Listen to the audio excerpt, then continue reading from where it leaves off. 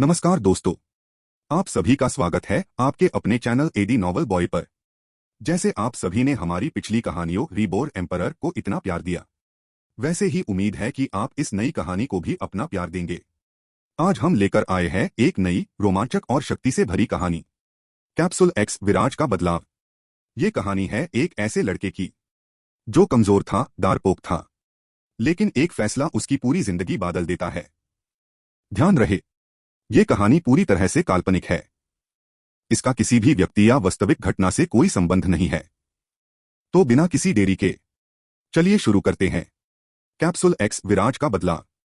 अपनी साधना और ध्यान मुद्रा से बाहर आकर विराज अपनी जगह से उठकर खड़ा हो गया। उसने अपने चारों ओर पैनी निगाहों से देखकर परिस्थितियों का जायजा लिया। फिर अपनी यूनिवर्स रिंग खजाने के नक्शे को बाहर निकालकर उस नक्शे को पढ़ने लगा। कुछ देर सभी लोकेशन को देखने के बाद उसने लंबी गहरी सांस ली और कहा, इस नक्शे के अनुसार यहाँ से उत्तर की ओर आगे बढ़ने पर खजाना मिलेगा। मुझे वहां जाना होगा। ऐसा कहते ही विराज ने स्वर्गीय चाल तकनीक की भीषण रफ्तार को भरा और तेज गति के साथ नक्शा पर दिखाए खजाने की ओर उड़ चला। उसके पास ट्रायल का टिकट था, इस वजह से विराज को रास्ते में कोई खास अड़चन नहीं मिली। जल्दी ही वो उस जगह पर पहुंच गया जहां से आगे जाने पर नक्शे के अनुसार खजाना छिपा हुआ था। विराज ने देखा कि उसकी आंखों के सामने एक बहुत विशालकाय और ऊंचा पर्वत खड़ा था। उस ऊंचे पर्वत की ऊंचाई इतनी ज्यादा थी कि वो बादलों के पार जा रही थी। ऊपर से वो पर्वत एकदम सीधा खड़ा था। इस वजह से उस पर्वत को देखकर ऐसा लग रहा था कि किसी ने एक विशालकाय और लंबी तलवार को जमीन पर दे मारा हो। उस विशालकाय और ऊंचे पर्वत से लगातार तलवार धार चारों तरफ निकल रही थी और उस जगह के चारों ओर फैली हुई थी। जैसे ही विराज ने उस पर्वत की ओर अपने कदम बढ़ाए, उसने महसूस किया कि अनगिनत संख्या में धारदार तलवार धार उसकी तरफ छूटने के लिए तैयार हो चुकी थी। ये देखकर विराज ने गहरी सांस लेते हुए अपने आप को मजबूत किया और कहा, क्या कमाल की मजबूत तलवार धार है।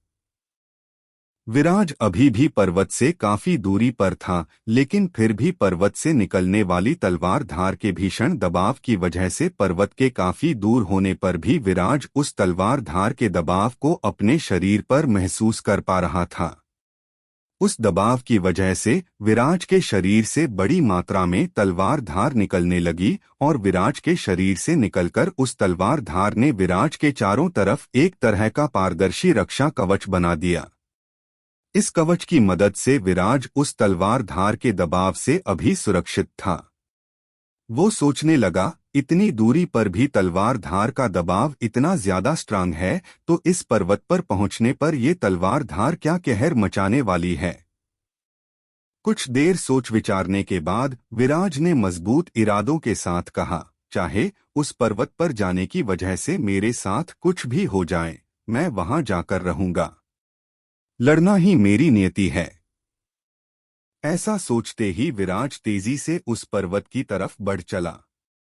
जैसे जैसे वो पर्वत के पास जाता जा रहा था, वैसे वैसे तलवार धार का दबाव उस पर बढ़ता जा रहा था। विराज के शरीर से तलवार धार लगातार निकलकर रक्षा कवच को मजबूती से बनाए हुए थी। कुछ ही देर में विराज उस पर्वत के आधार पर पहुंच गया। उसने देखा कि पर्वत पर जाने वाला रास्ता काफी ज्यादा उबड़-खाबड़ से भरा था, साथ ही वो रास्ता सर्पिलाकार और काफी ज्यादा घुमावदार था।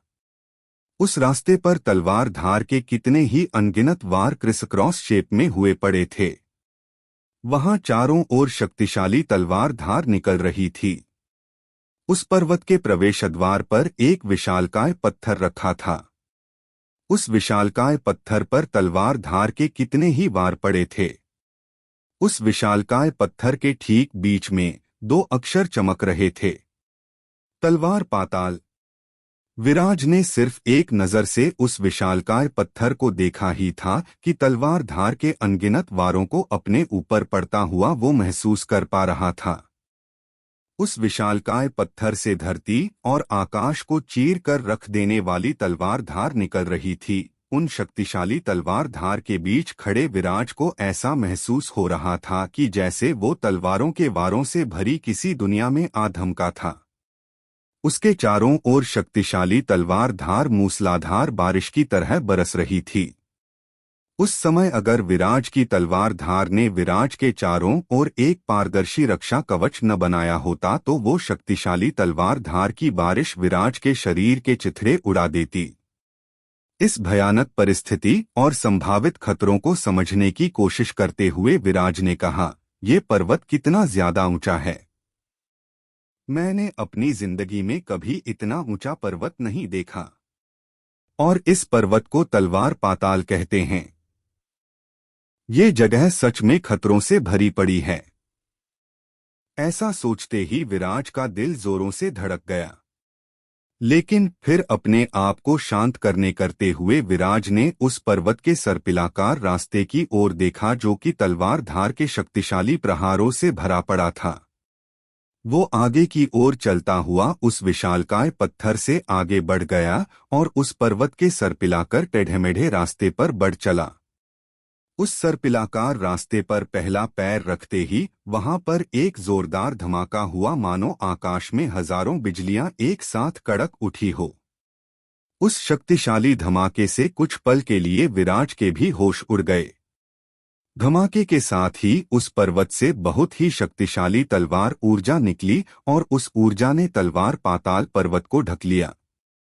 उस तलवार धार का विस्तार उस पर्वत के साथ साथ आसपास कई किलोमीटर तक हो गया। वहां पर चारों ओर जोर जोर से बिजलियां कड़कने लगी। उस तलवार पाताल पर्वत से निकलती शक्तिशाली ऊर्जा और रोशनी को दफन स्वर्ग की दलदल में दूर दूर तक सुना और देखा जा सकता था। किसी ने तलवार पाताल पर्वत में घुसने की कोशिश की है। दफन स्वर्ग की दलदल में जब बड़ी संख्या में लोगों ने उस तलवार पाताल पर्वत पर होती हलचलों को देखा और सुना तो वो सभी आपस में बातें करते हुए ये कहने लगे। कुछ ही देर में दफन स्वर्ग की दलदल में मौजूद पराक्रमी योद्धा बड़ी संख्या में तलवार पाताल पर्वत की ओर दौड़ पड़े। उन सभी पराक्रमी योद्धाओं के शरीर से निकलने वाली आभाओं में सबसे कम शक्तिशाली योद्धा की शक्ति मार्शियल संत स्तर की थी। मार्शियल संत स्तर के उन योद्धाओं के बीच में कई संत राजा स्तर के योद्धा भी थे और कुछ तो संत अधिपति स्तर के योद्धा भी उनमें थे। वो सभी तेजी से तलवार पाताल पर्वत की ओर बढ़ चले। उसी समय तलवार पाताल पर्वत के बाहर राजमल्ल प्रथम प्रकट हुए। उन्होंने जब तलवार पाताल पर्वत पर विराज को चढ़ते हुए देखा तो उनके आश्चर्य का कोई ठिकाना ही नहीं रहा। उन्होंने उत्सुकता से भरकर कहा, क्या सच में ये बच्चा इस पर्वत पर चढ़ रहा है? उसी समय एक नरवृषभ योद्धा वहां पहुंच गया और उसने जब राजमल्ल प्रथम की बात सुनी तो चौंकते हुए पूछा, संत अधिपति, क्या आप इस बच्चे को जानते हैं?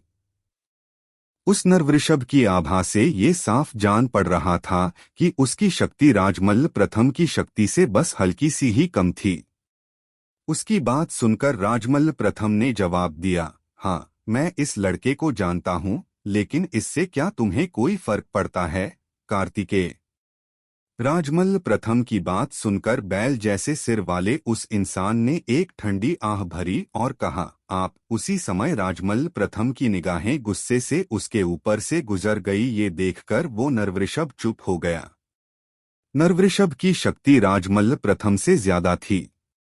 वास्तव में राजमल्ल प्रथम की शक्ति उस दफन स्वर्ग की दलदल में फंसे सभी पराक्रमी वीरों में तीसरे नंबर पर थी। उस समय तक कई योद्धा वहां पर पहुंच चुके थे। विराज को इस तरह तलवार पाताल पर्वत पर चढ़ता देखकर कई वीरों के माथे से पसीना बहने लगा। एक बेहद सुंदर महिला ने, जिसके चेहरे पर अग्निदेवी का चिन्ह बना था, नरवृषभ को देखकर अपना सिर हिलाने लगी। फिर उसने राजमल्ल प्रथम की ओर देखा और उनसे पूछा, वैसे क्या मैं जान सकती हूँ कि संत अधिपति का उस तलवार पाताल पर्वत पर चढ़ते छोकरे से क्या संबंध है?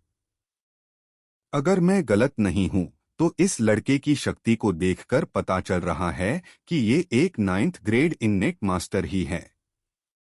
इतनी कम क्षमता के साथ दफन स्वर्ग की दलदल में घुसपैठ करना संभव नहीं है जब तक कि कोई बहुत ही बड़ी शक्ति इस लड़के का साथ न दे रही हो। क्यों सही कहा ना मैंने? राजमल्ल प्रथम ने उस बेहद सुंदर लड़की की तरफ देखकर कहा, इसमें क्या गलत है? संत अधिपति अनामिका को अगर ऐसा लगता भी है कि इस लड़के को मैं यहाँ लेकर आया हूँ, ऐसा कहकर राजमल्ल प्रथम अनामिका की ओर देखा। अनामिका एक पराक्रमी और शक्तिशाली योद्धा थी। साथ ही उसकी ताकत नरवृषभ कार्तिकेय से कहीं ज्यादा थी। फिर भी राजमल्ल प्रथम की शक्ति के सामने उसकी कोई हैसियत नहीं थी। राजमल्ल प्रथम के गुस्से को भांपकर अग्निदेवी के चिन्ह वाली अनामिका ने मुस्कुराते हुए कहा, इस लड़की के कहने का ये तात्पर्य नहीं था संत अधिपति। हालांकि उसके भावों को देखकर साफ पता चल रहा था कि वो मन ही मन मान चुकी थी कि राजमल्ल प्रथम ही उस लड़के को इस दफन स्वर्ग की दलदल भूमि पर लेकर आए थे। अग्निदेवी के चिन्ह वाली लड़की अनामिका के चेहरे के भावों को देखकर राजमल्ल प्रथम का चेहरा ठंडा पड़ गया और उन्होंने कहा, जो तुम्हें सोचना है तुम वो सोचने के लिए स्वतंत्र हो। ऐसा कहकर राजमल्ल प्रथम ने अनामिका से अपनी आंखें हटा ली और वो तलवार पाताल पर्वत पर चढ़ते विराज को देखने लगे और मन ही मन विराज की इस बेवकूफी पर गुस्सा होने लगे। वो सोचने लगे, ये वर्धन फैमिली का लड़का मुसीबतों को अपने पास बुलाने में सच में माहिर है। ये सिर्फ के एक 9th ग्रेड इन्नेट ग्रांड मास्टर है, फिर भी इसका इतना दुस्साहस हो गया कि तलवार पाताल पर्वत पर चढ़ने लगा। इस बच्चे को शायद अभी समझ नहीं है कि मौत क्या होती है। फिर उन्होंने अपना सिर हिलाते हुए कहा, खैर जो भी हो, इस दफन स्वर्ग की दलदल तक किसी मानव प्रजाति के योद्धा का आ पाना अपने आप में एक दुर्लभ घटना है। मेरे लिए ये आसान नहीं था कि मैं 4 महत्वपूर्ण परिवारों में से एक परिवार के वंशज से मिल सका। भले ही ये वर्धन फैमिली की शाखा का एक हिस्सा है, ये तब भी मेरा अनुज है और मेरे अनुज के रूप में ही यहाँ पर पहचाना जाएगा। अगर इस तलवार पाताल पर्वत में इसके प्राण बच गए तो मैं इसकी हिफाजत करूंगा। राजमल्ल प्रथम पिछले 1000 सालों से दफन स्वर्ग की दलदल में फंसे हुए थे, इस वजह से इस भूमि को वो बहुत बारीकी से जानते थे। तलवार पाताल पर्वत एक अत्यधिक रहस्यमयी जगह थी। ये पर्वत उसी समय से यहाँ पर मौजूद था जब से दफन स्वर्ग की दलदल यहाँ थी। ये मान्यता थी या कहा जाता था कि अगर कोई इस तलवार पाताल पर्वत की चोटी तक पहुंचने में सफल हो जाए तो वो इस दफन स्वर्ग की दलदल से बाहर निकल सकता था। विराज नक्शे में मौजूद खजाने की लोकेशन के हिसाब से तलवार पाताल पर्वत पर चढ़ गया था। ऐसे में क्या विराज उस तलवार पाताल पर्वत पर खुद को बचा पाएगा? क्या विराज उस पर्वत की चोटी तक पहुंच सकेगा? क्या उस तलवार पाताल पर्वत पर विराज को खजाना मिल जाएगा? विराज के सामने अभी क्या क्या खतरे आने वाले थे। विरजा तेजी से तलवार पाताल पर्वत पर चढ़े जा रहा था। राजमल्ल प्रथम और कई योद्धा विराज को ऐसा करते देख रहे थे। राजमल्ल प्रथम को दफन स्वर्ग की दलदल के बारे में काफी ज्यादा ज्ञान और समझ थी। वो पिछले 1000 वर्षों से इस भूमि में अटक कर रह गए थे। पिछले 1000 वर्षों में उन्होंने किसी को भी तलवार पाताल पर्वत पर चढ़कर वहां से दफन स्वर्ग की दलदल से बाहर निकलते नहीं देखा था। तलवार पाताल पर्वत मुख्य रूप से 2 भागों में बंटा था। इसका पहला हिस्सा तुलनात्मक रूप से शांत था, जिसे कि सभी लोग देख रहे थे। उस हिस्से में पर्वत पर चढ़ाई करना कोई खास खतरनाक नहीं था। यहाँ तक कि इस पर्वत के आधे हिस्से तक चढ़ने के बाद भी इंसान यदि आगे चढ़ाई करने में सक्षम नहीं रहता तो वो वापस नीचे लौटकर आ सकता था। इस पहले हिस्से के बाद दूसरा हिस्सा शुरू होता था। दूसरा हिस्सा हद से ज्यादा खतरनाक और अनिश्चित जगह थी। उस हिस्से में अनगिनत तीक्ष्ण तलवार धार चारों ओर गिरती थी। उस तलवार धार की शक्ति का बल बहुत ज्यादा था। बड़े बड़े योद्धा भी उस तलवार धार से धराशायी हो जाते थे।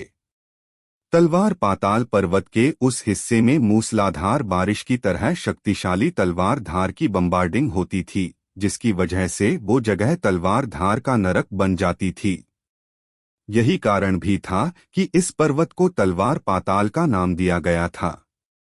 उन शक्तिशाली प्रहारों के बीच संत अधिपति योद्धा राजमल प्रथम भी जाने का साहस नहीं कर पाते थे। संत अधिपति अनामिका ने विराज को तलवार पाताल पर्वत पर चढ़ते हुए देखकर कहा, दिलचस्प, जब से दफन स्वर्ग की दलदल का अस्तित्व है, तब से कोई भी 9th ग्रेड इन्नेट ग्रांड मास्टर योद्धा दफन स्वर्ग की दलदल भूमि में नहीं आ सका है। ये लड़का ऐसा करने वाला पहला लड़का है। पता नहीं मैं इस लड़के को इस वजह से भाग्यशाली बुलाऊं या फिर अभागा। अनामिका की बात पर वहां मौजूद सभी योद्धा हतप्रभ और उत्सुक नजरों से विराज को पर्वत पर चढ़ता देख रहे थे। तलवार पाताल पर्वत पर चढ़ते हुए विराज को नहीं मालूम था कि बड़ी संख्या में पराक्रमी योद्धा उस पर नजर रख रहे थे। उस टेढ़े-मेढ़े और सर्पिलाकार रास्ते पर से एक क्षण के लिए भी अपनी नजर हटाना दुर्घटनाओं को जन्म दे सकता था। इस वजह से विराज अपने ध्यान को भटकने देने का खतरा मोल नहीं ले सकता था। ये जगह चारों ओर से गिर रही तलवार धार की वजह से वैसे ही मौत का श्मशान घर बनी हुई थी। एक गलत कदम और तलवार धार से विराज का सर कलम। ऐसी परिस्थिति में रक्षक गुड़िया और रक्षा टेलीपोर्ट यंत्र की वजह से वो वापस गुफा में पहुंच जाता। हालांकि इससे विराज के प्राण तो बच जाते, लेकिन विराज फिलहाल उस गुफा में जाना हरगिज नहीं चाहता था। दफन स्वर्ग की दलदल में आने के लिए विराज ने भारी कीमत चुकाई थी और अब बिना कुछ हासिल किए वो इस भूमि से वापस नहीं लौटना चाहता था। उसने अभी तक 2 लेवल और तेंदुए के 9 घेरे तकनीक को पूरा करने में ही सफलता अर्जित की थी, जो कि यहां आने में उठाए गए खतरों के सामने नगण्य थी। उस पर्वत पर ऊपर की ओर चढ़ते हुए विराज ने झल्लाते हुए कहा, सत्यानाश, ये तलवार धार तो लगातार गाढ़ी और मजबूत होती जा रही है। उस पर्वत पर मूसलाधार बारिश की तरह बरसने और कहर मचाने वाली तलवार धार लगातार सघन होती जा रही थी। तलवार धार की भीषण सघनता की वजह से विराज के शरीर के चारों ओर बने पारदर्शी कवच पर बहुत ज्यादा दबाव उत्पन्न हो रहा था, जिस वजह से विराज के पूरे शरीर में तेज दर्द हो रहा था, मानो कोई उसके पूरे शरीर में सैकड़ों सुइयां चुभा रहा हो। ऊपर चढ़ते चढ़ते अचानक से विराज रुक गया और मन ही मन बड़बड़ाया, अगर ऐसे ही चलता रहा और ये तलवार धार ऐसे ही सघन होती रही तो मेरी दिमागी तलवार धार का ये पारदर्शी कवच इस जकड़न को और अधिक सहन नहीं कर पाएगा। नक्शे के मुताबिक खजाना अभी भी काफी आगे मौजूद है। कुछ देर गंभीरता के साथ सोचने के बाद विराज ने सम्राट समर सिंह की अधूरी तलवार को बाहर निकाल लिया और उस तलवार को हाथ में पकड़े हुए देखकर थोड़ा नर्वस होते हुए सोचने लगा, शायद ये कुछ काम कर जाए। उसके मुताबिक सम्राट समर सिंह की तलवार अकल्पनीय शक्तियों को धारण करती थी, ऐसे में इस रहस्यमयी तलवार धार से भी शायद उसकी रक्षा कर सके। इसी उम्मीद से विराज ने सम्राट समर सिंह की तलवार को बाहर निकाल लिया था। सम्राट समर सिंह वो इंसान थे जो पुनर्जन्म के 6 मार्ग में घुसपैठ कर सके थे। ऐसे में भले ही विराज के हाथ में उनकी अधूरी तलवार थी, फिर भी ये तलवार चमत्कारी शक्तियां रखती थी। विराज ने तलवार को हाथ में पकड़े लंबी गहरी सांस ली और आगे की ओर चल पड़ा। कुछ दूरी तय करते ही विराज को समझ आने लगा कि सम्राट समर सिंह की तलवार को लेकर उसकी सोच गलत थी। उस पर्वत से निकलने वाली तलवार धार अभी भी लगातार सघन होती जा रही थी और उन तलवार धार की मूसलाधार बारिश से पूरा का पूरा पर्वत रह रहकर कांपने लगा। विराज के चारों ओर शक्तिशाली तलवार धार आकर गिरने लगी, मानो अपने स्वामी की धरती पर आने वाले को पूरी तरह से नेस्तनाबूद कर देना चाहती हो। विराज को तलवार धार की मूसलाधार बारिश के बीच संघर्ष करता देखकर राजमल्ल प्रथम ने निराश और हताश होते हुए कहा, ये बच्चा आखिर करना क्या चाह रहा है। अच्छा, तो ये तलवार उस खास विशेषज्ञ की थी जिसने अपनी तलवार से दफन स्वर्ग के रास्तों को बर्बाद कर डाला था। 30 सालों तक दफन स्वर्ग की भूमि में फंसे रहने के बाद उस योद्धा ने दफन स्वर्ग के दलदल की उस बाधा को नष्ट कर डाला था जो उस योद्धा को इस भूमि से बाहर निकलने से रोक रही थी, और ऐसा करके वो बाहरी दुनिया में वापस चला गया था। विराज के हाथों में उसी योद्धा की वो अधूरी तलवार चमक रही है। लेकिन उस समय उस योद्धा के हाथों में ये तलवार पूरी थी, ना कि अधूरी। विराज के हाथों में तो उस तलवार का बस एक हिस्सा मात्र था। राजमल प्रथम सम्राट समर सिंह की तलवार को अच्छे से पहचान पा रहे थे। वहां खड़े सभी पराक्रमी योद्धा विराज को आंखें फाड़े पर्वत पर चढ़ता देख रहे थे।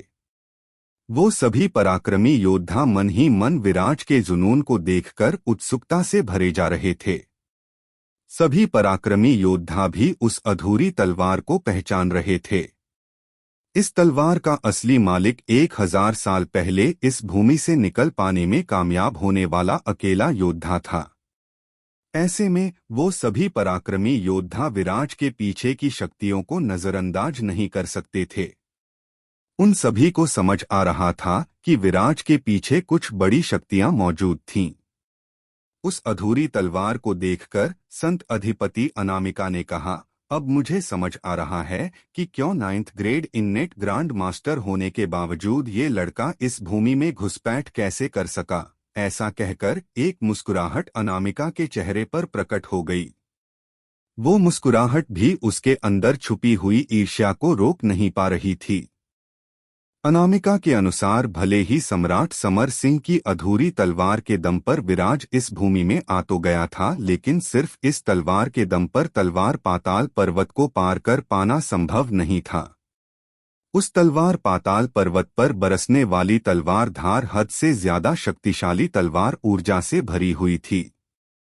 ऐसे में भले ही विराज इस अधूरी तलवार का इस्तेमाल करके इस शक्तिशाली तलवार धार को काट सकता था, लेकिन कब तक। ऐसे में भले ही विराज उस पर्वत की एक ऊंचाई तक पहुंच पाने में कामयाब हो जाए, लेकिन उसका ये प्रयास निरर्थक ही रहने वाला था।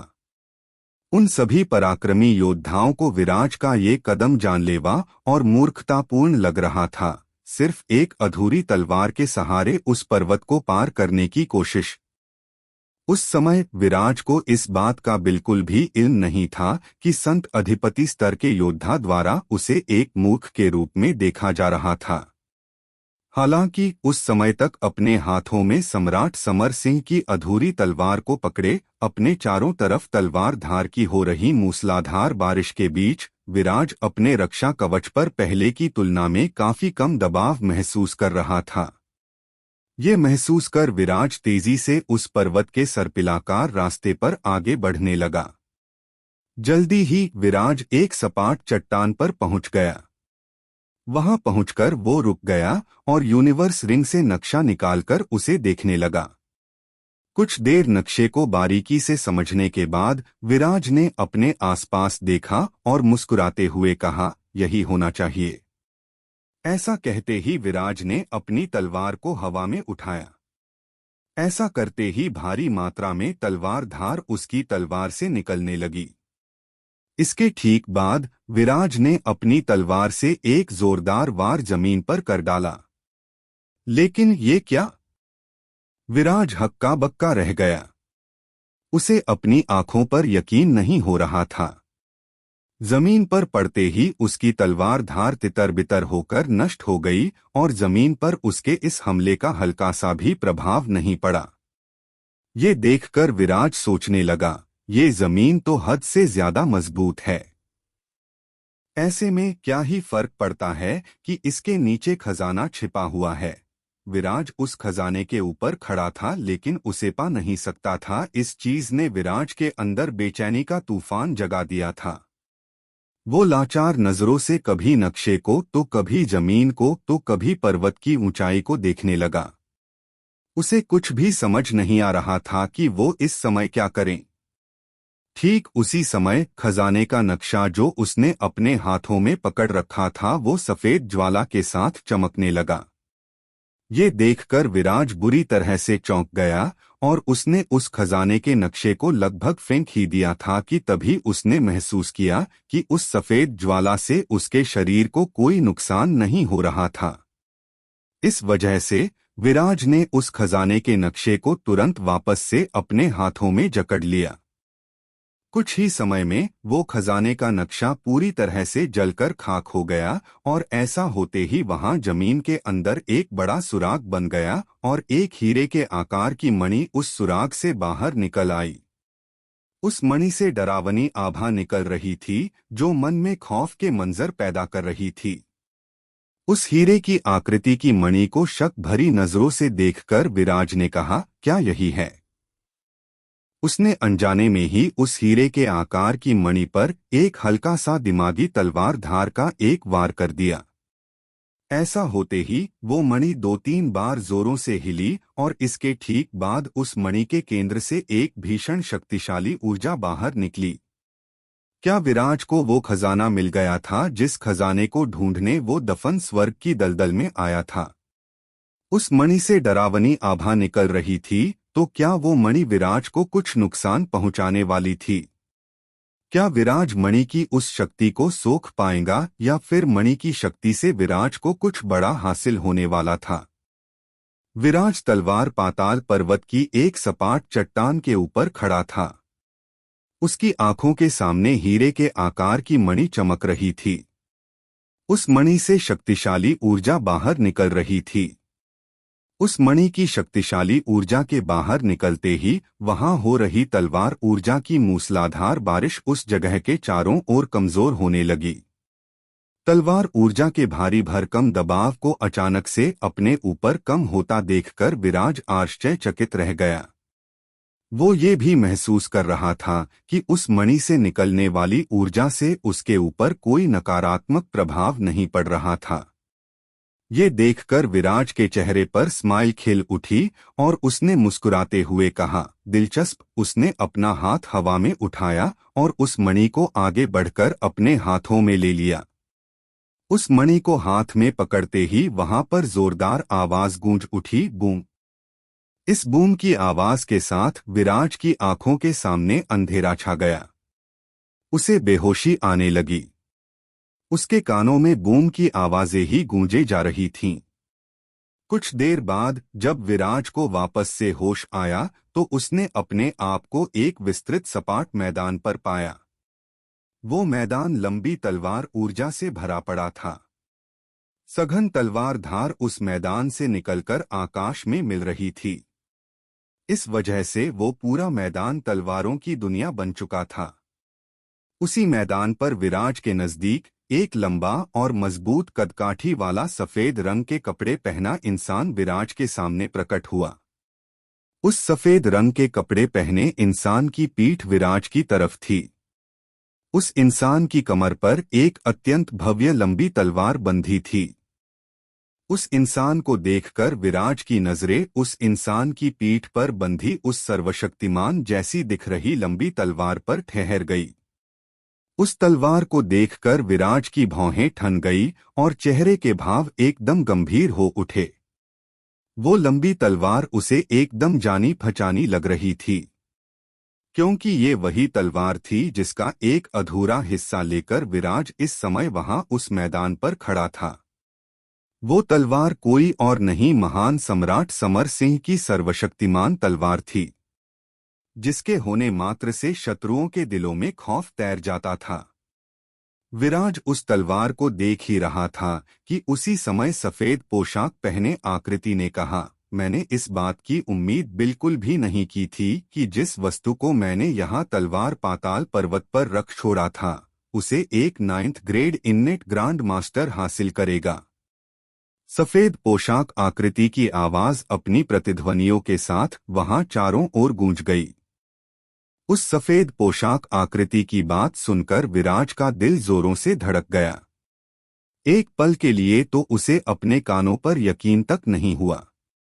लेकिन फिर अपने आप को संभालकर विराज ने उस आकृति के सामने अपने दोनों हाथ जोड़ते हुए कहा, क्या मैं ये जान सकता हूं कि आप ही महान सम्राट समर सिंह हैं? ऐसा कहकर विराज उत्सुक नजरों से उस सफेद पोशाक वाली आकृति को देखने लगा। वो उस आकृति को पहचान चुका था, लेकिन एक बार उसी आकृति से इसी बात का सत्यापन चाह रहा था। विराज की बात सुनकर उस सफेद पोशाक पहने इंसान ने अपना सिर घुमाकर विराज की तरफ कर दिया। विराज ने देखा कि सामने एक बेहद ही सुंदर आकृति खड़ी थी। उस सुंदर आकृति ने खुश होते हुए कहा, सम्राट समर सिंह, मैंने उम्मीद नहीं की थी कि कोई होगा जिसे मेरा ये नाम याद होगा। दिलचस्प। ऐसा कहकर सफेद पोशाक पहने आकृति कुछ पल के लिए शांत हो गई और फिर हल्की आवाज में कहा, बिल्कुल ठीक, मैं ही सम्राट समर सिंह हूं। लेकिन आज से 1000 साल पहले दफन स्वर्ग की दलदल में लोग मुझे तलवार पूर्वज कहकर पुकारते थे।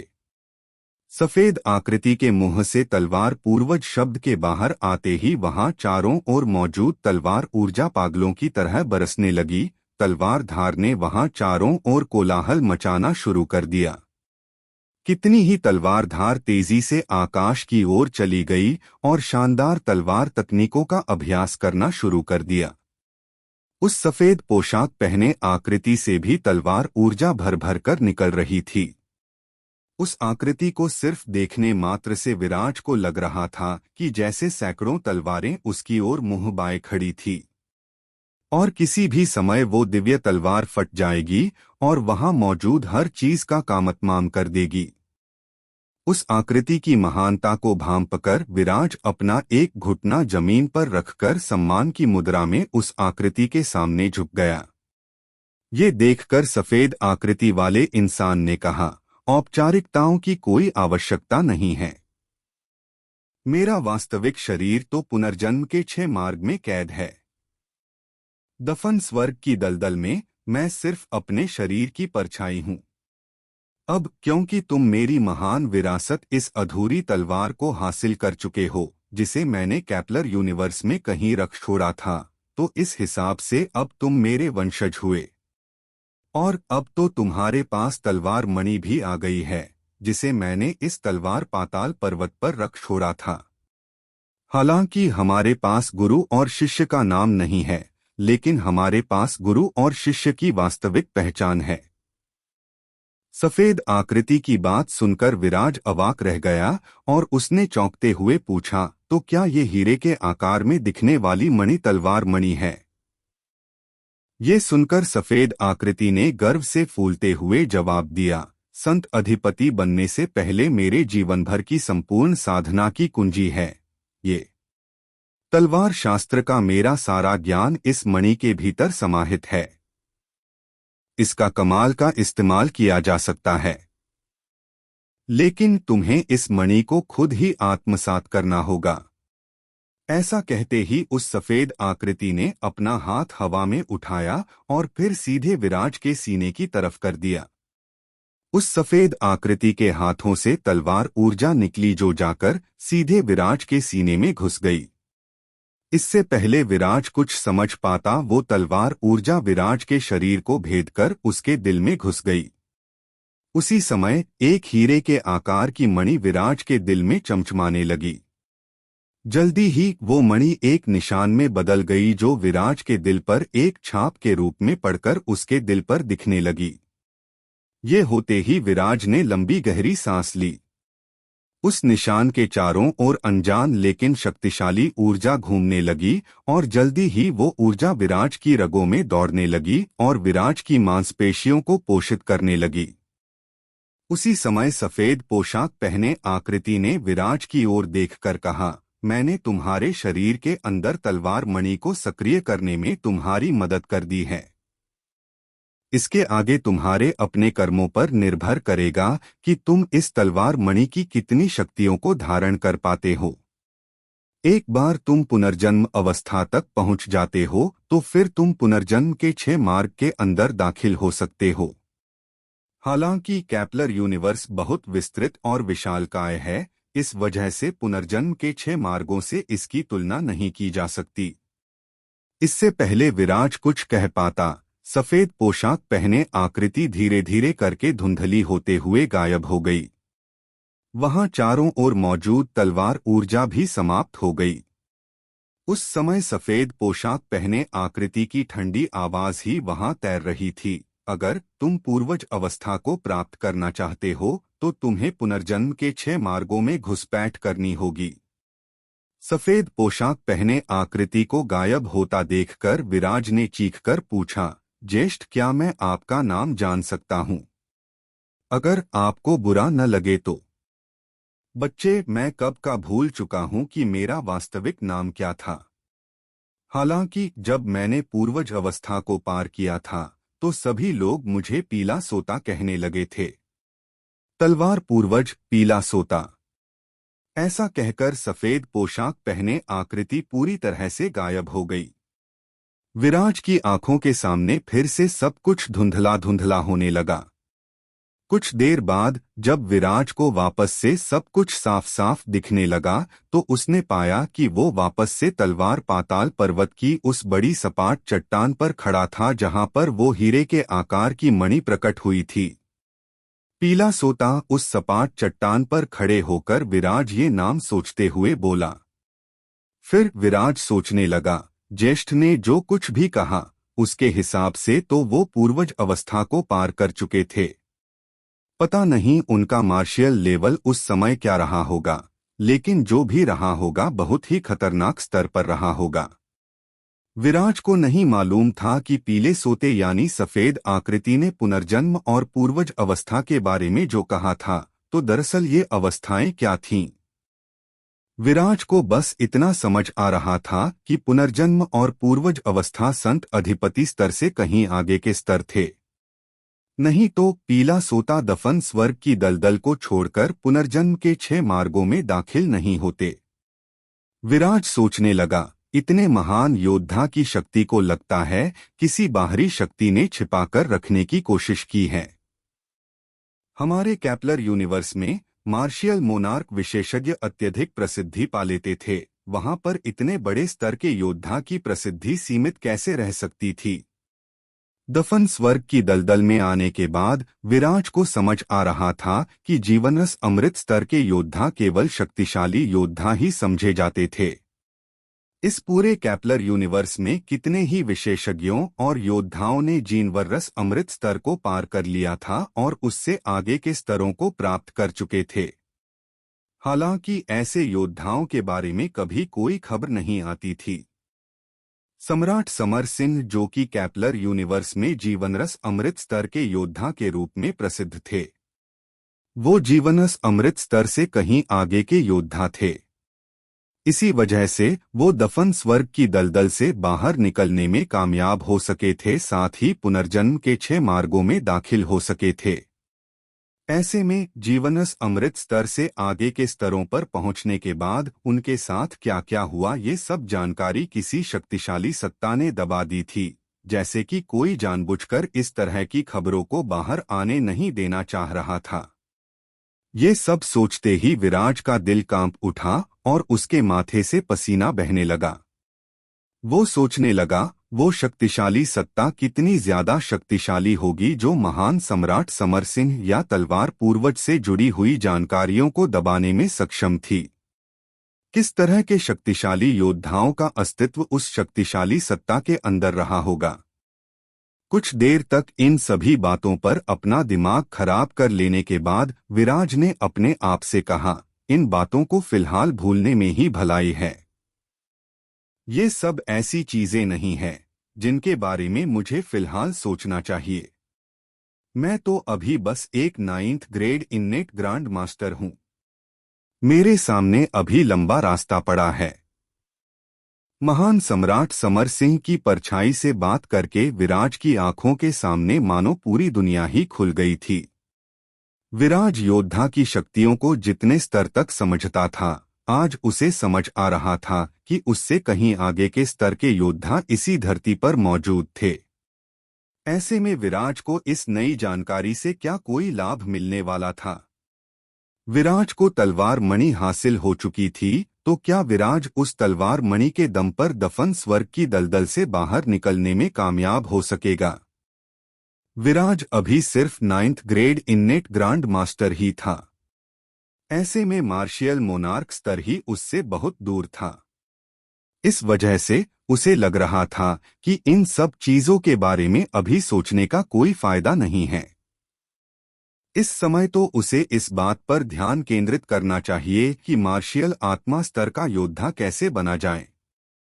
विराज अपनी जगह पर खड़ा हुआ ये सब सोच ही रहा था कि तभी सिस्टम की आवाज उसके कानों में गूंज उठी। डिंग! कॉन्ग्रेचुलेशंस! आपने भूकेंद्रित प्रचंड लपट को पृथ्वी की सुनहरी ज्वाला में बदलने में सफलता अर्जित कर ली है। इस वजह से आपको दिया गया स्पेशल असाइनमेंट पूरा होता है। आप जीतते हैं एक स्पेशल आइटम और लॉटरी खेलने के 3 मौके।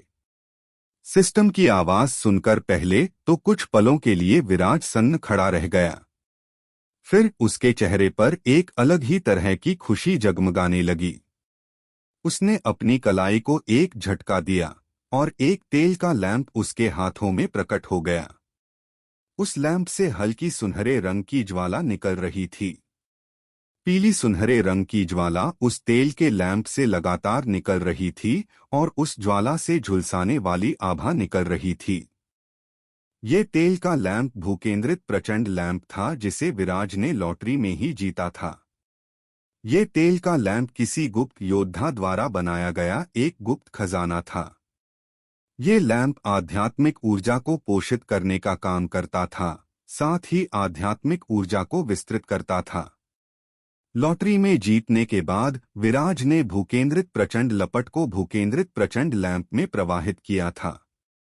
विराज के साथ समस्या ये आ रही थी कि इस लैंप से बनने वाले तेल को बनाने के लिए काफी ज्यादा भूकेंद्रित प्रचंड लपट का उपयोग हो रहा था। उस तेल से ही भूकेंद्रित प्रचंड लपट का विस्तार होता था। इस वजह से विराज ने इस लैंप का अभी तक उपयोग नहीं किया था, क्योंकि विराज को समझ आ रहा था कि भूकेंद्रित प्रचंड लपट को विस्तारित करने के लिए समय की जरूरत थी। हालांकि उसने इस बात की उम्मीद बिल्कुल भी नहीं की थी कि ये विस्तार इतनी जल्दी संपन्न हो जाएगा। विराज ने अपने हाथों में पकड़े भूकेंद्रित प्रचंड लैंप की ओर देखा और उसके चेहरे पर मीठी हंसी महकने लगी। उसने बाएं हाथ से उस लैंप में रखे तेल को स्पर्श किया। ऐसा करते ही एक सुनहरी ज्वाला उसकी उंगली से होते हुए उसके सारे शरीर में दौड़ गई। पलक झपकते ही उस सुनहरी ज्वाला ने विराज को चारों ओर से ढक लिया। उस समय विराज किसी जगमगाती टॉर्च की तरह लग रहा था। सुनहरे रंग की ज्वाला जोर जोर से दहकने लगी। हालांकि ज्वाला के दहकने के बावजूद विराज को इस शक्तिशाली ज्वाला से कोई नुकसान नहीं पहुंच रहा था। ये देखकर विराज ने चौंकते हुए कहा, कितने आश्चर्य की बात है कि भूकेंद्रित प्रचंड ऊर्जा की तुलना में पृथ्वी की सुनहरी ऊर्जा कितनी ज्यादा शक्तिशाली है। ऐसा सोचते हुए विराज ने भूकेंद्रित प्रचंड लैंप को वापस रख दिया। विराज के शरीर पर मचल रही सुनहरे रंग की ज्वाला तेजी से उसके दाएं हाथ पर चली गई और जल्दी ही वो ज्वाला नाचती सुनहरी ज्वाला में बदल गई।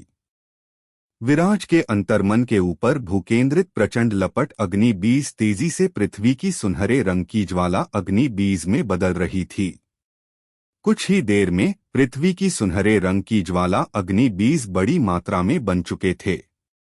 अपने अंतर्मन में हो रहे इस बड़े बदलाव को महसूस कर विराज ने अपने अंदर से पृथ्वी की सुनहरे रंग की ज्वाला को बाहर निकाला। वो ज्वाला विराज के शरीर से बाहर निकलकर सामने जमीन की ओर बढ़ चली। उसके तुरंत बाद आकाश से तलवार धार उस ज्वाला पर जा गिरी और तलवार पाताल पर्वत से निकली तलवार धार ने उस पृथ्वी की सुनहरे रंग की ज्वाला के आधे हिस्से को नष्ट कर दिया और बचा आधा हिस्सा उस चट्टानी जमीन पर जा पड़ा। ये देखकर विराज के चेहरे पर मुस्कुराहट खिल उठी। विराज ने तलवार के आधे निशान को देखकर कहा, मैंने पृथ्वी की सुनहरे रंग की ज्वाला की शक्ति को जितना आंका था उससे ज्यादा ही इस शक्ति ने अपना असर दिखाया है। इस ज्वाला की शक्ति भूकेंद्रित प्रचंड लपट से कहीं ज्यादा है। विराज ने जिस समय तलवार पाताल पर्वत पर चढ़ाई करना शुरू किया था, उसने भूकेंद्रित प्रचंड लपट को पैदा किया था। इस लपट से आग के गोले बाहर निकले थे, लेकिन आग के उन गोलों पर जैसे ही तलवार पाताल पर्वत की शक्तिशाली लंबी तलवार धार गिरी तो वो सभी गोले फुसफुसे पटाखे की तरह बुझ गए। तलवार धार के सामने उन आग के गोलों की एक नहीं चली। ऐसे में जब विराज ने पृथ्वी की सुनहरे रंग की ज्वाला को पैदा किया और उससे वार किया तो तलवार पाताल पर्वत की तलवार धार इस ज्वाला को आधा ही नष्ट कर सकी और बचे आधे हिस्से ने चट्टान पर अपना असर या निशान छोड़ दिया। इसी से इस ज्वाला की शक्ति समझी जा सकती थी। विराज ने कहा, शक्ति के मामले में तो पृथ्वी की सुनहरे रंग की ज्वाला निसंदेह ज्यादा शक्तिशाली है, लेकिन मार्शियल तकनीक में भी इसका इस्तेमाल किया जा सकता है। पृथ्वी की सुनहरे रंग की ज्वाला की सबसे खास चीज है कि ये हमारे शरीर के अंदर बहने वाली एनर्जी की धारा या वेव की मात्रा को बढ़ा देती है, साथ ही उस एनर्जी की वेव को परिशोधित कर उसका शुद्धिकरण भी करती है, जिससे एनर्जी की वेव की गुणवत्ता में बढ़ोतरी हो जाती है। ऐसी परिस्थिति में जहां पर दोनों योद्धाओं में समान एनर्जी की वेव दौड़ रही हो, वहां पर जिस योद्धा की एनर्जी की वेव ज्यादा शुद्ध होती वही बाजी मारता या कहे कि विजेता होता। ये सब सोचकर विराज जमीन पर पद्मासन लगाकर बैठ गया और पवित्र तलवार शास्त्र पर ध्यान लगाना शुरू कर दिया। ऐसा होते ही आकाश और स्वर्ग से बड़ी मात्रा में आध्यात्मिक ऊर्जाएं आकर विराज के अंदर समाने लगीं। विराज ने तुरंत उन ऊर्जाओं को परिशोधित किया और उन्हें अपनी अंतरात्मा में डालने लगा। जैसे ही वो आध्यात्मिक ऊर्जा विराज की अंतरात्मा में पहुंची, वैसे ही पृथ्वी की सुनहरे रंग की ज्वाला ने, जो कि विराज के अंतरात्मा के ऊपर लगातार मंडरा रही थी, उस आध्यात्मिक ऊर्जा को मांझना और परिशोधित करना शुरू कर दिया। विराज के अंदर समाने वाली आध्यात्मिक ऊर्जा पृथ्वी की सुनहरे रंग की ज्वाला से परिष्कृत होकर 2/3 तक सिकुड़ गई, लेकिन ये पहले से ज्यादा कठोर और मजबूत बन चुकी थी। आध्यात्मिक ऊर्जा पृथ्वी की सुनहरे रंग की ज्वाला से निकलने के बाद एक विशालकाय लंबी तलवार से होकर छनने लगी। इससे वो आध्यात्मिक ऊर्जा पूर्णतः शुद्ध तलवार सार में बदल गई और विराज की अंतरात्मा में समाने लगी। वो पूर्णतः शुद्ध तलवार धार विराज के सारे शरीर में दौड़ रही थी। जल्दी ही वो तलवार धार विराज के दाहिने हाथ में पहुंच गई। उसी समय विराज ने अपनी उंगली से सामने जमीन पर एक वार किया। पूर्णतः शुद्ध तलवार धार विराज की उंगली से निकलकर सामने जमीन पर जा गिरी। जमीन पर गिरते ही वो तलवार धार जल्दी ही बिखर गई और अपने पीछे जमीन पर एक छिछला सफेद रंग का निशान छोड़ गई। उस सफेद रंग के छिछले निशान को देखकर विराज के अंदर खुशियों का आसमान उमड़ आया। वो सोचने लगा, जैसा कि मैंने उम्मीद की थी, पृथ्वी की सुनहरे रंग की ज्वाला से परिशोधित होकर एनर्जी की वेव पहले से ज्यादा मजबूत और प्रभावशाली हो चुकी है। जिस समय विराज पृथ्वी की सुनहरे रंग की ज्वाला का परीक्षण कर रहा था, उसी समय तलवार पाताल पर्वत से बाहर खड़े पराक्रमी योद्धा उसे जलन भरी नजरों से देख रहे थे। चेहरे पर अग्निदेवी का निशान वाली अनामिका ने कहा, इस लड़के ने जिस हीरे जैसी आकृति वाली मणि को हासिल किया है, वो मणि कुछ अजीब सी नहीं लग रही। उस मणि से निकलने वाली आभा पर ध्यान दो, ऐसा लगता है कि जैसे वो मणि तलवार पूर्वज की विरासत हो। ऐसा कहते हुए अनामिका विराज की तरफ आंखें तरेड़ने लगी। तलवार पूर्वज की एक महान विरासत जिसे उन्होंने तलवार पाताल पर रख छोड़ा था, वो एक 9th ग्रेड इन्नेट ग्रांड मास्टर के हाथों में थी। ये देखकर और समझकर सभी योद्धा अंदर ही अंदर विराज के प्रति जलन से भर उठे। संत अधिपति अनामिका ने हल्की आवाज में कहा, क्यों न इस बच्चे को मारकर इससे तलवार पूर्वज की इस महान विरासत को छीन लिया जाए। अनामिका ये सोच ही रही थी कि तभी उसके कानों में तेज आवाज गूंजने लगी। अनामिका ने जैसे ही उस आवाज की ओर मुड़कर देखा तो वो आवाज किसी और की नहीं, खुद राजमल्ल प्रथम की थी। अनामिका की बात को जानकर राजमल्ल प्रथम ने अपनी तलवार बाहर निकाल ली और अपनी तलवार को हवा में उठाते हुए अनामिका से कहा, अनामिका, मैं तुम्हें आगाह करता हूँ कि अपने अंदर उठने वाले इन विचारों को तुरंत समाप्त कर दो, नहीं तो मेरी इस खून की प्यासी तलवार को किसी का खून पिए काफी लंबा समय हो चुका है, तुम्हारा खून पाकर ये प्रसन्न हो उठेगी। राजमल्ल प्रथम का क्रोध रूप देखकर अनामिका अंदर तक सन्न खड़ी रह गई। उसका पूरा जिस्म एकदम ठंडा पड़ गया। वो अपनी जगह पर खड़ी रह गई मानो किसी ने बर्फ से उसे जमा दिया हो। अनामिका जानती थी कि राजमल्ल प्रथम की शक्ति के सामने वो टिक नहीं सकती थी। दफन स्वर्ग की दलदल में राजमल्ल प्रथम तीसरे सबसे शक्तिशाली योद्धा थे। राजमल्ल प्रथम से ऊपर के दोनों योद्धा दफन स्वर्ग की दलदल से बाहर निकलने के लिए रास्ता तलाशने में जुटे थे। वो इस भूमि में होने वाली घटनाओं से अपने आप को दूर ही रखते थे। इस वजह से राजमल्ल प्रथम दफन स्वर्ग की दलदल के बेताज बादशाह थे। अपने आप को शांत करते हुए अनामिका ने राजमल्ल प्रथम से पूछा, आखिर इस बच्चे से आपका क्या संबंध है जो आपको इसकी इतनी चिंता हो रही है?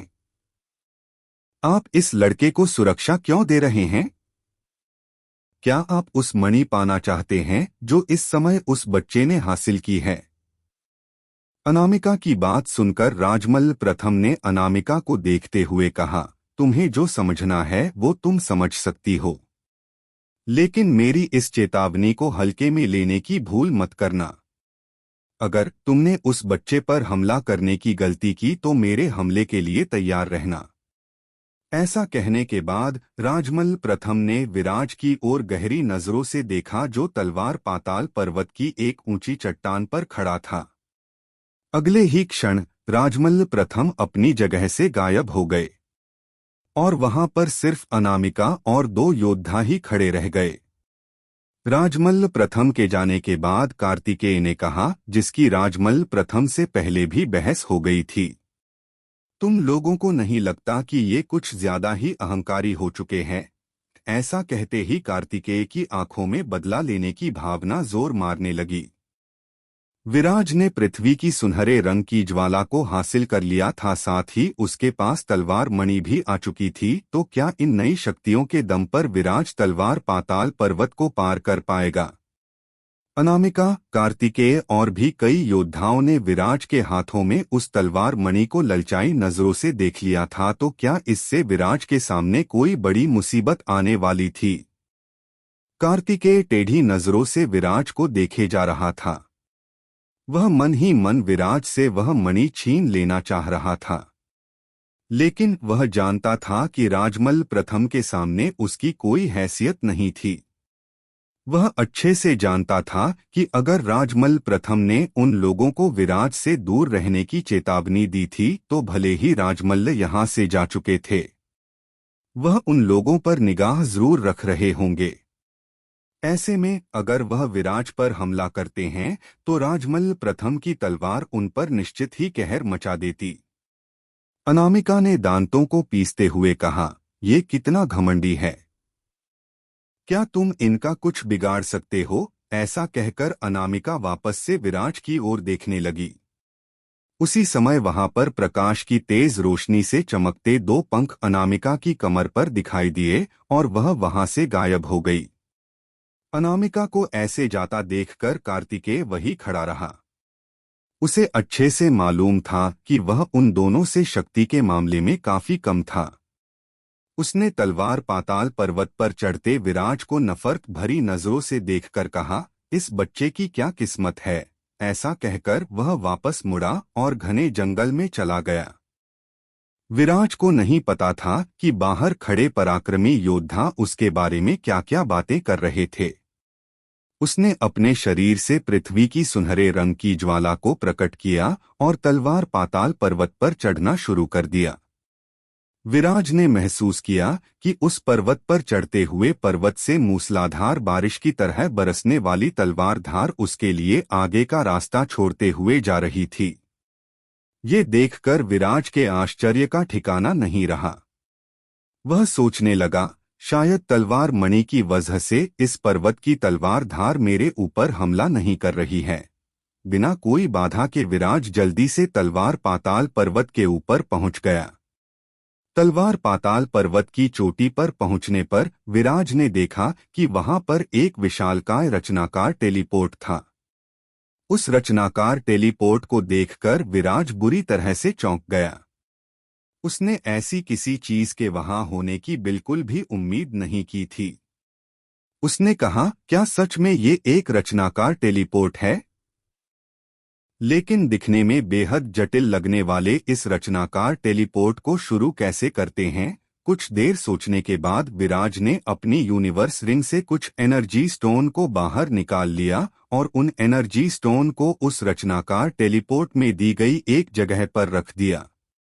एनर्जी स्टोन को उस रचनाकार टेलीपोर्ट पर रखते ही सभी एनर्जी स्टोन को रचनाकार टेलीपोर्ट ने सोख लिया। ये देखकर विराज उस रचनाकार टेलीपोर्ट पर चढ़ गया। उसे नहीं मालूम था कि वह रचनाकार टेलीपोर्ट उसे कहाँ लेकर जाने वाला था। उसके लिए तो यही अच्छी खबर थी कि वह दफन स्वर्ग की दलदल से बाहर निकलने वाला था। रचनाकार टेलीपोर्ट पर चढ़ते ही उस रचनाकार टेलीपोर्ट के बाहरी किनारों पर चारों ओर तेज तेज रोशनी चमकने लगी। ये देखकर विराज चौकन्नी निगाहों से उस रचनाकार टेलीपोर्ट को देखने लगा और मजबूती से अपने आप को उस रचनाकार टेलीपोर्ट पर बनाए रखने का प्रयास करने लगा। राजमल्ल प्रथम जो छिपकर विराज पर नजर रख रहे थे, उन्होंने जब ये पाया कि विराज गायब हो चुका था तो ये जानकर वह हक्के बक्के रह गए। उनका मुंह खुला का खुला रह गया। उन्हें समझ आ चुका था कि विराज दफन स्वर्ग की दलदल से बाहर जा चुका था। वह मरा नहीं था, क्योंकि उन्होंने जो छाप विराज के दिल पर छापी थी उस छाप में कोई हलचल नहीं हुई थी। इसका सीधा सा मतलब था कि विराज किसी खतरे में नहीं था।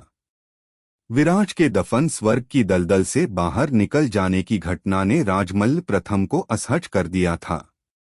प्राचीन समय से लेकर अब तक कितने ही संत अधिपति स्तर के योद्धा को इस भूमि ने अपने भीतर कैद कर लिया था और ये संत अधिपति योद्धा कितने ही प्रयास करने के बावजूद भी इस भूमि से बाहर नहीं निकल सके थे। लेकिन आज सिर्फ एक 9th ग्रेड इन्नेट ग्रांड मास्टर ने दफन स्वर्ग की दलदल से बाहर निकलने में कामयाबी हासिल कर ली थी, मगर कैसे? इस बात ने राजमल्ल को अंदर तक निराश कर दिया था। विराज के बारे में सोचते हुए कड़वी मुस्कुराहट के साथ राजमल्ल प्रथम ने कहा, सच में कमाल का भाग्य है इस लड़के का। ऐसा कहकर वह तलवार पाताल पर्वत को ध्यान से देखने लगे और भीतर ही भीतर कोई दृढ़ इरादा मन में करने लगे। अब जब विराज ने इस तलवार पाताल पर्वत को पार करके ये साबित कर दिया है कि इस पर्वत को पार किया जा सकता है, तो अब कुछ भी सोचने का कोई प्रश्न नहीं रह जाता। मुझे इस तलवार पाताल पर्वत पर चढ़ने का कोई सुरक्षित रास्ता खोजना होगा। मुझे लगता है कि मुझे उन दोनों जाहिलों से बात करनी ही होगी। कुछ देर सोचने के बाद राजमल्ल गायब हो गए। वही दफन स्वर्ग की दलदल से दूर एक परित्यक्त मंदिर के बाहर चट्टानों के ढेर के नीचे एक खाली पड़ा रचनाकार टेलीपोर्ट अचानक से जाग उठा और उससे तेज सफेद रंग की रोशनी निकलने लगी। अगले ही पल विराज उस रचनाकार टेलीपोर्ट के ऊपर खड़ा था। विराज ने जब अपने चारों ओर चट्टानों का ढेर देखा तो वह पूरी तरह से ब्लैंक हो गया। उसे बिल्कुल भी समझ नहीं आ रहा था कि वह किस जगह पर आ धमका था। उसने चौंकते हुए कहा, अब ये कौन सी नई आफत आन पड़ी? विराज के सामने बड़ी मुसीबत ये थी कि उसे वहां पर कोई भी नहीं दिखाई दे रहा था जिससे पूछकर उसे पता चल सके कि वह किस जगह पर आ धमका था। विराज सोचने लगा, क्या मुझे फिर से इस रचनाकार टेलीपोर्ट को स्टार्ट करके वापस उस गुफा में जाने की कोशिश करनी चाहिए जो गुफा प्राचीन स्वर्गीय भूमि के पास थी। विराज खड़ा होकर ये सब सोच ही रहा था कि तभी एक विशालकाय परछाई उसके सर के ऊपर तेजी से आ गई। उसी समय एक विशालकाय बाज अपने पंजों से विराज की तरफ हमला करने आने लगा। विराज ने ध्यान दिया कि उस विशालकाय बाज के पंजे बेहद पैने और शक्तिशाली थे। वह इतने ज्यादा शक्तिशाली थे कि पर्वतों के सीने तक को काट डाले और अब सीधे उसके सिर की ओर बढ़े चले आ रहे थे। ये देखकर विराज सावधान की मुद्रा में आ गया। उसने तुरंत स्वर्गीय चाल तकनीक को अपने अंदर भरा और पलक झपकने से पहले ही अपनी जगह से उड़कर कहीं और चला गया। ठीक उसी समय बांस की तेज चोंच उसी जगह पर आकर पड़ी जहां पर 1 सेकंड से भी पहले विराज खड़ा था। उस शक्तिशाली चोंच के प्रहार से फर्श टूटकर छोटे छोटे टुकड़ों में बिखर गया। बांस की चोंच पर भी इस टक्कर का प्रभाव पड़ा और बांस दर्द से चीख उठा। बांस ने अपने पंख फैलाए और वह हवा में उड़ गया। उसके तांबे और लोहे के मिश्रण से बनी धातु जैसे पंजे तेजी से विराज को मौत के घाट उतारने के लिए आगे बढ़ चले। ये देखकर विराज ने फिर कोई देर किए बिना स्वर्गीय चाल तकनीक से बिजली की तेज रफ्तार से अपनी जगह बदल ली। बांस के शक्तिशाली और मजबूत पंजे मैदान पर पड़ते ही मैदान पर 2 गहरी दरारें बन गई। वह पंजे इतने ज्यादा शक्तिशाली थे कि अगर किसी इंसान के ऊपर पड़ जाते तो इंसान की तुरंत मौत हो जाती। विराज ने तुरंत अपनी सुरागहीन तलवार बाहर निकाल ली और स्वर्गीय चाल तकनीक की रफ्तार से उस बांस पर हमला करने के लिए आगे बढ़ चला। लेकिन विराज ने महसूस किया कि जैसे उस बाज ने अचानक से उस पर हमला करना रोक दिया था। वह बाज अपनी जगह से उड़ गया और एक चट्टानी खंभे के ऊपर जाकर बैठ गया और फिर एक सुंदर इंसान के रूप में बदल गया। वह पैनी निगाहों से विराज को देखने लगा और फिर उसने कहा, हे मानव, तुमने ये स्वर्गीय चाल तकनीक कहाँ से सीखी? उस बाज को इंसान बनता देखकर विराज थोड़ा शांत हुआ। उसने उस इंसान की तरफ देखकर कहा, वैसे तुम्हें नहीं लगता कि मेरा परिचय पूछने से पहले तुम्हें अपना परिचय देना चाहिए? विराज की बात सुनकर उस सुंदर इंसान को तेज गुस्सा आ गया। उसके चेहरे पर तनाव उभर आया। वह गुस्से में कुछ कहना चाहता था, लेकिन कुछ सोचकर वह रुक गया और फिर उसने शांति से कहा, मेरा नाम वियांश है। मैं भयमुक्त अमर संस्थान का एक विद्यार्थी हूँ। वियांश की बात सुनकर विराज अंदर तक हिल गया। उसने चौंकते हुए पूछा, भयमुक्त अमर संस्थान? क्या सच में ये जगह भयमुक्त अमर संस्थान का हिस्सा है? ऐसा कहकर विराज ने जैसे ही वियांश को देखा, उसके दिल में मौजूद तलवार मणि 2 बार बज उठी। एक पैनी तलवार रोशनी ने उसकी आंखों में चौंध मार दी। उस रोशनी को कोई भी सीधे सीधे नहीं देख सकता था। विराज को अपनी तरफ देखते हुए जब वियांश ने देखा तो उसने गुस्से से कहा, तुम क्या कोई पागल हो? तुम पहले ही दानव पूर्वजों के दिव्य मंदिर में आ चुके हो और फिर भी मुझे ऐसा दिखा रहे हो जैसे तुम्हें तो मालूम ही नहीं कि तुम कहाँ हो। ऐसा कहकर वियांश का चेहरा गुस्से में तमतमाने लगा। वियांश को लग रहा था कि विराज उसका मजाक उड़ा रहा था। बिना पता हुए वह इस भयमुक्त अमर संस्थान की भूमि पर क्यों आता? वह वीरान जगह भयमुक्त अमर संस्थान का एक प्रसिद्ध ट्रायल मैदान थी। उस वीरान मैदान में हर तरफ मौत का खेल चलता रहता था। बस इस मैदान में पड़ने वाला ये मंदिर उस मौत के खेल से हमेशा ही बचा रहता था। इस वजह से ये जगह एकदम सुरक्षित थी। वियांश की बात सुनकर और उसके गुस्से को भांपकर विराज ने विनम्रता से कहा, क्या सच में ये भयमुक्त अमर संस्थान है? मेरा नाम विराज है। मैं मित्र वियांश से माफी चाहूंगा कि मैं अनजाने में इस जगह पर आ धमका हूं। ऐसा कहकर विराज ने वियांश के जवाब का इंतजार किए बिना ही कहा, क्या मैं जान सकता हूं कि ज्येष्ठ कपिलाचार्य इस समय संस्थान में मौजूद है या नहीं? वाइस डीन विराज की बात सुनकर वियांश असमंजस में पड़ गया। वह कुछ सोचने लगा जिससे उसके चेहरे पर एक तेज प्रकाशित होने लगा और उसने विराज से कहा, तो क्या इस बात का मतलब ये है कि तुमने ये स्वर्गीय चाल तकनीक वाइस दीन से हासिल की थी? वियांश की बात पर विराज ने सिर हिलाते हुए कहा, आपने एकदम सही पहचाना। तो क्या आप मुझे बता सकते हैं कि कपिलाचार्य इस समय संस्थान में है या नहीं? वियांश ने विराज की ओर देखकर कहा, हाँ बिल्कुल। वाइस दीन इस समय संस्थान के अंदर ही मौजूद है, लेकिन तुम्हारा इस समय उनसे मिलना असंभव है। वाइस दीन इस समय संस्थान के किसी महत्वपूर्ण काम में व्यस्त है, ऐसे में किसी बाहरी व्यक्ति से मिलने का समय उनके पास नहीं है।